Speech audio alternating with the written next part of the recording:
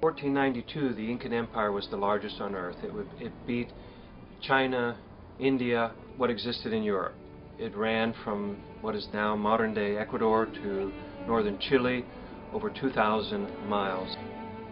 The Q'ero are the last ancestors of the Incas. They hold the tradition. The Q'ero live in a very remote area that's bordered by the Amazonian jungle, the high Andes, which are peaks of 20,000, 21,000 feet and higher. So they're bordered by inaccessible, remote areas. The indigenous people carry the soul and this essence, the teachings for the sustainability transformation. More fragile than the environment, more fragile than the animals is the people, the indigenous people.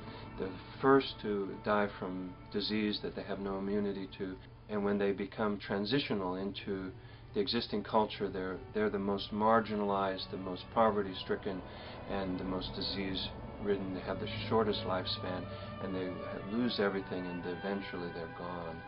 So when they're gone, the traditions that they carry from those people who live on the ancestral land, then we lose that wisdom tradition. What we need now mostly is the wisdom of the indigenous people, the soul of the green movement, the essence of the teachings of the earth. High mountain regions of the world, like the Andes, have always harbored the most spiritual traditions. They're the most difficult places to live. There is very little life that high altitude supports. So it has to be respected. It has to be tended. There's very little resources. They have to live within their ecological limits in a very, very tight way. The altitude fosters a mystical thinking and fosters this spiritual connection to the earth. These are the people who are the repositories of this type of knowledge. Native American spirituality is a personal mysticism that's connected directly to the earth. The core is this personal mystical experience, and that's where the authenticity manifests.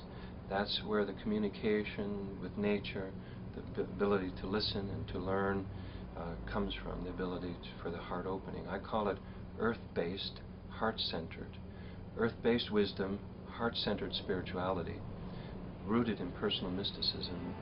So ritual is what comes afterwards, and we make an offering.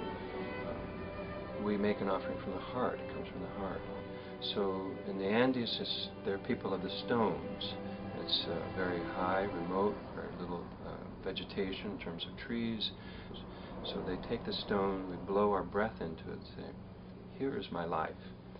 My breath is symbolic of that. I give that to you, and I offer that to you. That's all I have, but it's everything I have. So the rituals, the ceremonies of reciprocity, the offerings to the animals, to the corn, to the stones, to the mountains, are abundant and copious.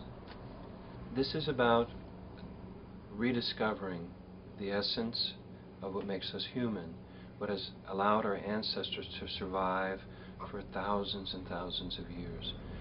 Machu Picchu is the eco-spiritual icon of our times, and it remains a symbol, of an enduring symbol of what human beings can accomplish with next to nothing, and the legacy that we can leave from generation to generation.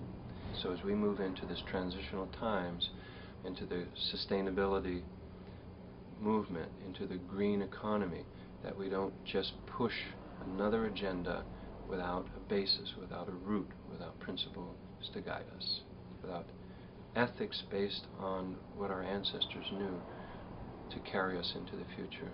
If we can do that, I believe that we can take those four wisdoms of science, of the ancients, of women, and of indigenous people, of the earth, and we can become what we were meant to be, a spiritual and highly enlightened, high technical culture.